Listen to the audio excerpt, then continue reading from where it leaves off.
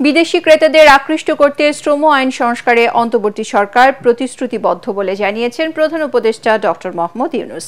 মার্কিন যুক্তরাষ্ট্রের শ্রম এবং শীর্ষস্থানীয় ব্র্যান্ড প্রতিনিধির সাথে সাক্ষাতে এ মন্তব্য করেন তিনি। প্রধান উপদেষ্টার কার্যালয়ে অনুষ্ঠিত বৈঠকে দেশের বিদ্যমান শ্রম আইনকে বিশ্বমানের করার কথা বলেন ডক্টর ইউনূস। প্রতিনিধি দলের নেতৃত্বে আছেন যুক্তরাষ্ট্রের শ্রম বিভাগের উপমন্ত্রী থি মি লি এবং দেশটির আন্তর্জাতিক শ্রম বিষয়ক বিশেষ প্রতিনিধি কেলি ফে রড্রিগেজ। এ সময় শ্রম আইন সংস্কার এবং শ্রমিক বান্ধব পরিবেশ নিশ্চিতে ডক্টর ইউনূসকে সহযোগিতার আশ্বাস দেন তাঁরা। তৈরি পোশাক ও জুতা কারখানার শ্রমিকদের ইউনিয়ন করার অধিকার এবং প্রতি বছর মজুরি পর্যালোচনায় গুরুত্ব আরোপ করেন মার্কিন প্রতিনিধি দল। শ্রমিকদের মজুরি বাড়াতে প্রতি বছরের জানুয়ারিতে অর্ডারের পরিমাণ বাড়ানোর জন্য শীর্ষস্থানীয় ব্র্যান্ডদের আহ্বান জানান প্রধান উপদেষ্টা।